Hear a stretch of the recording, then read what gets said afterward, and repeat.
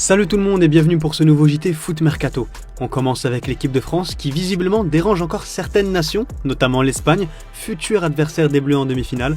L'ancien Premier ministre espagnol, Mariano Rajoy, a tenu des propos qui frôlent le racisme envers les tricolores. Leur effectif est également de très haut niveau, et ce, sans Français. Et elle joue très bien, elle sera un adversaire redoutable. Une nouvelle polémique après l'affaire paraguayenne.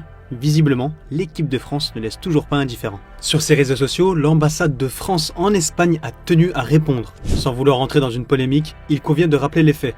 Tous les joueurs de l'équipe de France sont français. Sur les 26 joueurs, 23 sont nés en France, les 3 qui sont nés à l'étranger sont français aussi. En parlant de la France, il y a un Français qui a beaucoup fait parler de lui hier soir, Clément Turpin. L'arbitre du quart de finale entre la Norvège et l'Angleterre est au cœur d'une vive polémique après l'élimination des Scandinaves. Les Norvégiens contestent notamment le but de Jude Bellingham, estimant que le ballon a touché le câble de la caméra aérienne avant le contre anglais, une version toutefois démentie par la FIFA.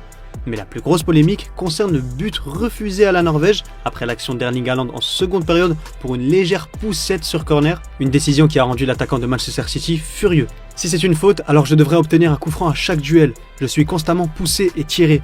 Les médias norvégiens ont eux aussi chargé l'arbitre français, certains parlant même d'une farce totale. On reste sur la victoire des Anglais avec l'homme du match Jude Bellingham, auteur d'un doublé comme face au Mexique. Le milieu du Real Madrid a eu un petit mot pour sa maman en zone mixte. Il a révélé qu'elle lui avait demandé toute la semaine de faire très attention à son comportement afin d'éviter un carton jaune synonyme de suspension. Ma mère m'a bassiné toute la semaine pour que je surveille mon langage, mes interventions, mes réactions et mes émotions. Si Bellingham est en grande forme, ses futurs adversaires sont prévenus. Et oui, on connaît désormais l'affiche de la deuxième demi-finale de cette Coupe du Monde, l'Argentine face à l'Angleterre. Un choc forcément particulier entre deux nations qui entretiennent une rivalité historique. Après leur victoire 3-1 face à la Suisse cette nuit, les Argentins n'ont pas caché leur motivation avant de retrouver les Three Lions. Julian Alvarez l'a d'ailleurs clairement annoncé, l'objectif est encore une fois de tout faire pour offrir un nouveau sacre à Lionel Messi. On fera tout pour nous assurer que Messi gagne la Coupe du Monde encore une fois. Chaque match est une bataille pour lui. Même son de cloche du côté de Lionel Scaloni qui promet une équipe prête à tout donner. On va tout donner face à l'Angleterre. Conscient du poids de ce rendez-vous, les joueurs argentins savent que ce match dépasse largement le cadre sportif. Leandro Paredes l'a rappelé, on sait ce que le match contre l'Angleterre signifie pour notre pays.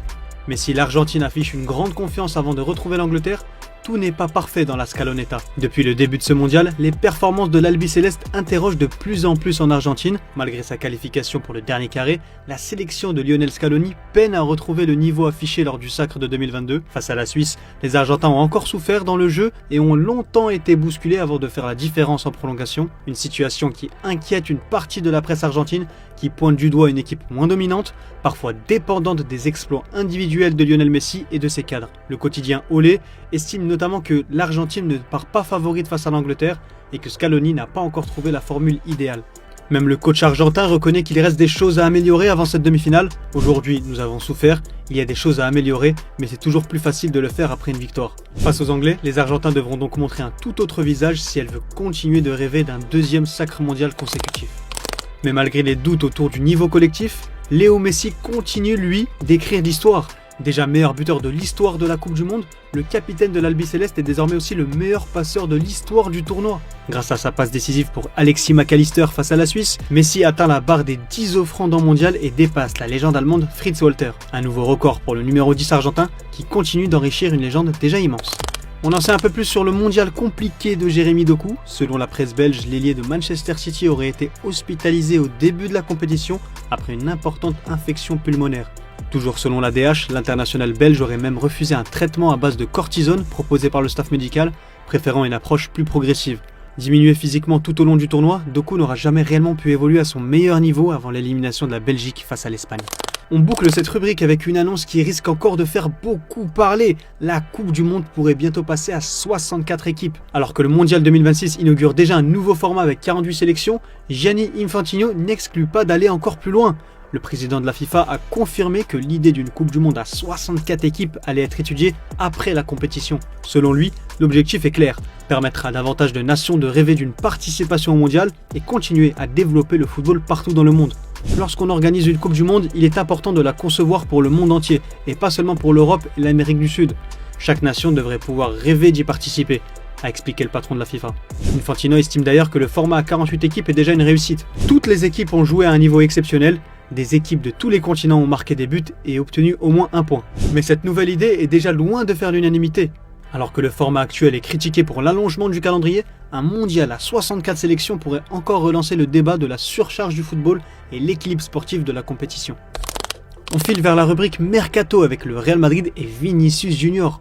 Alors que les négociations pour la prolongation du Brésilien étaient totalement au point mort et qu'un départ commençait même à être évoqué en Espagne, le dossier aurait connu une avancée majeure ces derniers jours. Selon AS, l'ambiance entre le clan Vinicius et les dirigeants madrilènes s'est nettement apaisée après une récente discussion. Les deux parties doivent désormais se retrouver à la fin du mois de juillet pour poursuivre les négociations. De quoi relancer sérieusement les chances d'une prolongation de Vini, pourtant en fin de contrat dans 1 an, et courtisé par plusieurs grands clubs européens ainsi que par l'Arabie Saoudite. En Catalogne, chez le rival barcelonais, Jules Koundé continue d'attirer les cadres européens. Selon Bild, le Bayern Munich s'intéresse de nouveau aux défenseurs français du FC Barcelone. Le club bavarois en aurait fait l'une de ses priorités au poste de latéral droit. Mais pour ce faire, les champions d'Allemagne devront d'abord vendre, notamment Sacha Boey, avant de pouvoir passer à l'action. De son côté, Jules Koundé avait récemment assuré vouloir rester au Barça, où il est sous contrat jusqu'en 2030.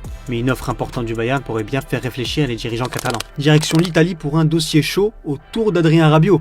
Alors qu'il réalise une Coupe du Monde exceptionnelle avec les Bleus, le milieu français se retrouve au cœur d'un bras de fer entre l'AC Milan et Naples. Arrivé à Milan l'été dernier pour retrouver Massimiliano Allegri, Rabiot pourrait voir son ancien entraîneur tenter de le récupérer. Désormais sur le banc de Naples, Allegri souhaiterait retrouver son ancien joueur qu'il connaît parfaitement depuis leur passage commun à la Juventus puis chez les Rossoneri. Pourtant, du côté de Milan, le message est clair. Le club ne veut absolument pas se séparer de son milieu de terrain, devenu un élément majeur de l'effectif.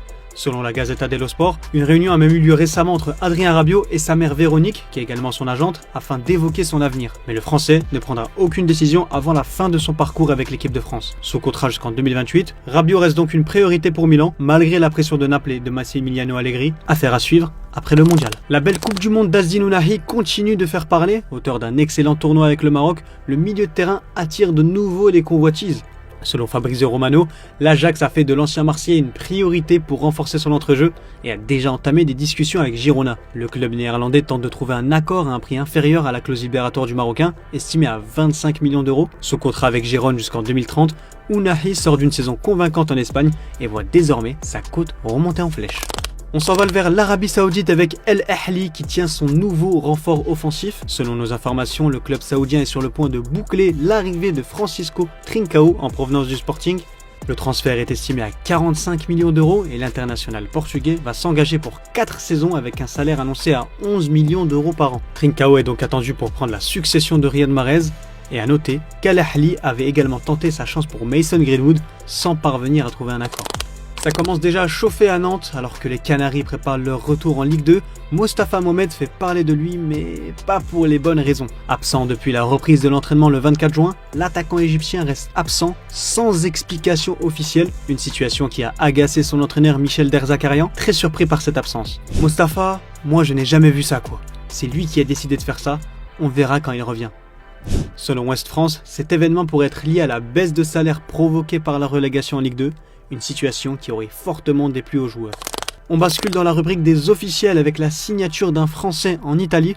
La Fiorentina a annoncé la signature d'Arthur Atta en provenance de l'Udinese. Le milieu de terrain français de 23 ans s'engage avec le club toscan dans le cadre d'un transfert estimé à 30 millions d'euros hors bonus. Auteur d'une belle saison avec l'Udinese avec 6 buts et 4 passes décisives en 36 rencontres, l'ancien joueur du FC Metz poursuit donc son ascension en Serie A et évoluera désormais sous les ordres de Fabio Grosso. On boucle ce JT avec l'image du jour. Après l'élimination de la Suisse face à l'Argentine, Johan Manzambi, forfait pour ce quart de finale, est passé devant les journalistes avec un maillot assez particulier dans les mains. Je vous laisse avec ces belles images. Merci à toutes et à tous d'avoir suivi ce JT. Prenez soin de vous et on se retrouve dès demain matin sur Foot Mercato. Ciao ciao. C'est le maillot de qui ? Merci.